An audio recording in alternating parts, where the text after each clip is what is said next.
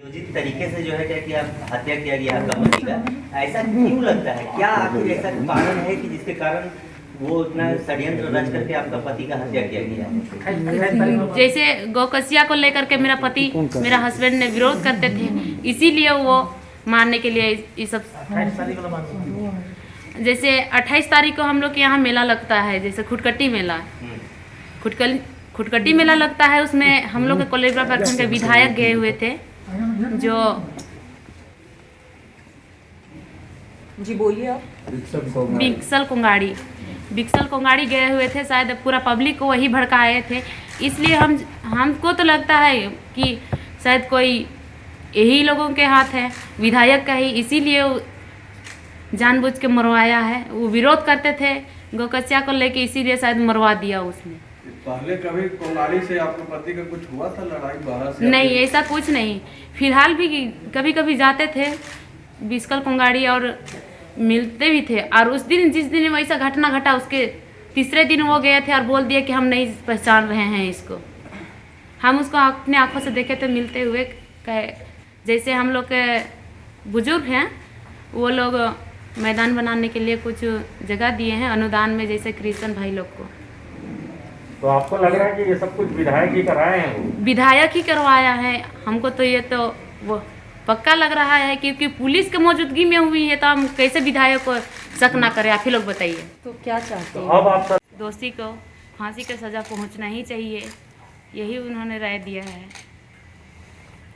क्योंकि घटना ही कुछ ऐसा इतना बेरहमी से हुआ है कि किसी को कुछ कहा नहीं जा सकता है। घर में भी कोई नहीं था, केवल हम दोनों केवल थे, मेरे पति और हम थे।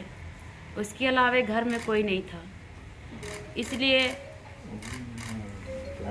हम तो पुलिस के साथ मेरा भरोसा उठ चुका है, क्योंकि पुलिस के सामने ये सब हुआ है। प्रशासन भी थे मौजूदगी, लेकिन उसका मौजूदगी में ये सब हुआ है, तो हम पुलिस पे कैसे भरोसा करेंगे?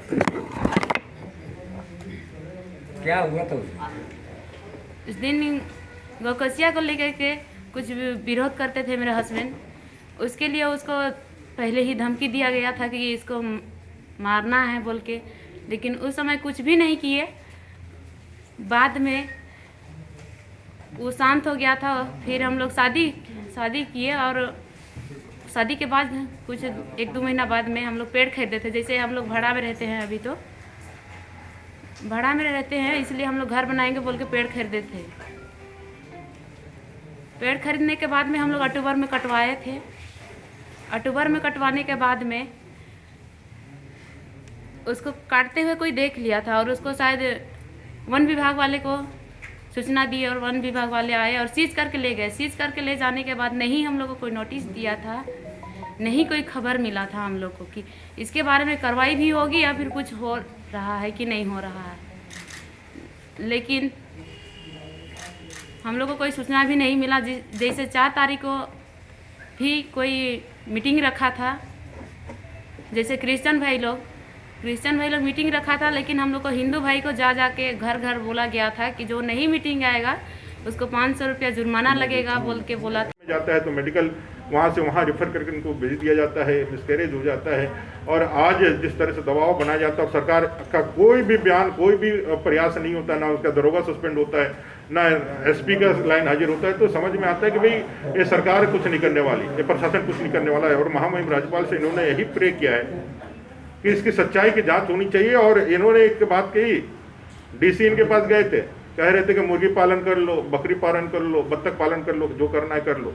आप पूछ सकते हैं डीसी को। इन्होंने साफ कहा कि मेरे पास मुर्गी भी है, बत्तख भी है, हमारे पास बकरी भी है, आपको जो चाहिए वो हम दे देंगे।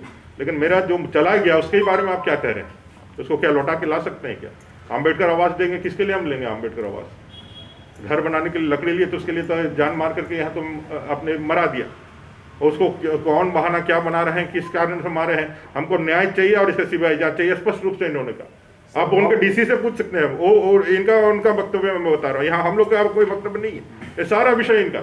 अब क्या है कि भारतीय जनता पार्टी ऐसे लोगों के साथ जो अन्याय अत्याचार हुआ है उसको न्याय दिलाने के लिए इनके साथ खड़ी है। और राज्यपाल महोदय ने भी साफ तौर पे कहा है राज्यपाल महोदय ने भी साफ तौर पे इनके सारी चीज़ों को समझ करके देख करके कहा है कि भाई सिक्योरिटी इसका जो है ना पूरी तरह से कानून और व्यवस्था का कहीं ना कहीं इसमें लैप्सेज है, और वो पूरे चीज़ों को ध्यान में रख करके यहाँ के जो अफसर्स हैं, चाहे डीजी हो चाहे चीफ सेक्रेटरी हो, सबसे बात करके वो आगे के लिए जो न्यायोचित कार्रवाई होगी और जिसके तहत इसको न्याय मिलेगा वो अपने विवेक से निर्णय लेकर के करेंगे।